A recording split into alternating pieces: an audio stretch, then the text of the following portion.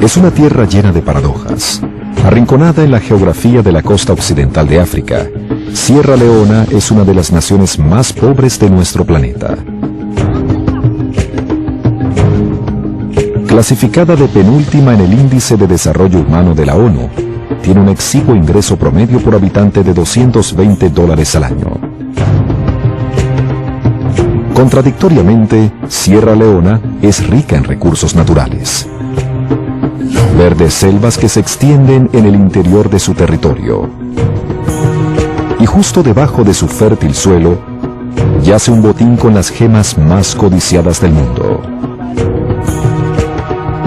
El valor promedio de los diamantes de Sierra Leona es de $200 el quilate, mucho más alto que el de otros diamantes. Los mercaderes de diamantes, gente que sabe mucho de eso, dicen que los de Sierra Leona son especiales, que tienen una luz y un color especial. En una tierra invadida por la pobreza extrema, parecía que el descubrimiento de diamantes iba a producir una gran riqueza. Tener el abolengo de ser un país diamantífero siempre ha sido una espada de doble filo. Por un lado es una bendición porque acarrea la promesa de grandes riquezas que pueden llover generosamente sobre sus habitantes, pero también atrae el caos. En Sierra Leona ha habido sobre todo caos. Desde 1991 hasta 2001, estalló una guerra particularmente brutal entre fuerzas del gobierno y un grupo llamado FRU, o Frente Unido Revolucionario. Una guerra en parte financiada con diamantes. Decían luchar por la democracia, pero peleaban contra civiles y usaban diamantes para pagarlo todo. Los usaban para comprar armas, para pelear la guerra. Se estima que al menos 75,000 personas fueron asesinadas. Muchas veces de la manera más horrible. 2 millones de personas, cerca de la mitad de la población, fueron desplazadas. Fue la guerra de rebeldes más despiadada de la historia moderna. Hoy en día se ven restos del violento conflicto tanto en las aldeas rurales como las atestadas ciudades.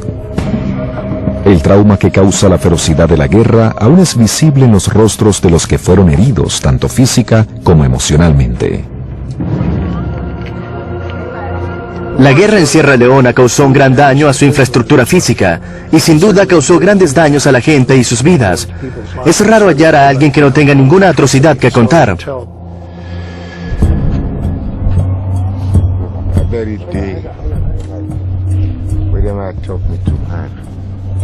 Ese mismo día que me cortaron las manos, yo no esperaba seguir con vida.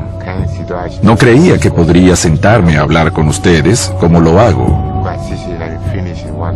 Sabía que estaba acabado.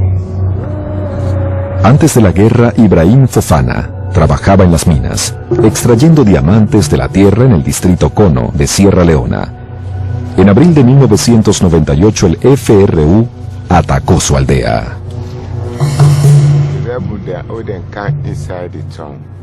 Cuando llegaron a la aldea, estaban totalmente uniformados para combatir. Tenían armas RPG. Los rebeldes se enfrentaron con el vecino de Ibrahim. Uno de los soldados le pidió diamantes y él le dijo que no tenía ninguno. El soldado lo siguió afuera, le disparó y lo mató. La gente corría despavorida. Yo estaba en el bosque y mi esposa y mi hijo estaban en casa. Los habían encerrado. Separados de su familia, Ibrahim y otros en la aldea fueron capturados. Nos dieron el botín para que lo cargáramos a otro pueblo llamado Tumbudú. Al llegar ahí, ellos ya tenían a otros prisioneros y los habían metido en una casa. Ibrahim y otros 5 fueron atados juntos fuera de la vivienda. Había 53 personas en la casa. Entonces ellos le prendieron fuego. A pesar de haberse salvado de las llamas, un acto impensable de barbarie esperaba a Ibrahim. Nos dijeron que habíamos votado por Tejan Kaba y que por culpa de nuestro voto él había ganado las elecciones. Dijeron que al cortar nuestras manos, perderíamos la capacidad de participar activamente en la política, de elegir a alguien para gobernar. Yo gritaba y gritaba. Los rebeldes se reían de mí. Ordenaban que extendiera los brazos, pero yo les decía que no lo haría. Usaron sus armas para golpearme por todo el cuerpo y eso me debilitó. Esta mano me la pusieron sobre el tronco y me la cortaron. Me extendieron la otra y también me la cortaron. Dado por muerto, Ibrahim se arrastró hasta un lugar seguro. Fue después que supo sobre la suerte de su familia. Lo que hicieron fue prender fuego a nuestra casa, con mi esposa y mis hijos dentro. ¿Yo qué podía hacer en ese momento? Era un prisionero. Hicieron lo que querían hacer. En la actualidad, Ibrahim vive en un campamento para heridos y mutilados de guerra, uno de los tantos que hay en el país.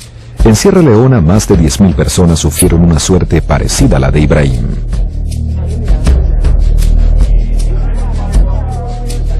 Las amputaciones eran la atrocidad insignia del FRU.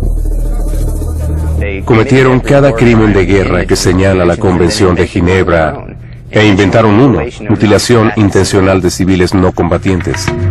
Casi siempre cercenaban manos y piernas, pero ninguna parte del cuerpo era inmune a las hachas y machetes del FRU. Y su único propósito era servir como estrategia militar de inducir un éxodo masivo de la población de las zonas que el FRU quería controlar y en cuales estaban las minas de diamantes. En la década de los 90, una epidemia de guerras y abusos a los derechos humanos se regó por África. Angola, Liberia y la República Democrática del Congo también se vieron envueltas en brutales guerras civiles. En su conjunto se estima que murieron 4 millones de personas. El vínculo en común que tenían los conflictos era la moneda que los financiaba: los diamantes. Los diamantes de conflictos son aquellos extraídos y vendidos por movimientos rebeldes, particularmente en África, y con los que se compran armas.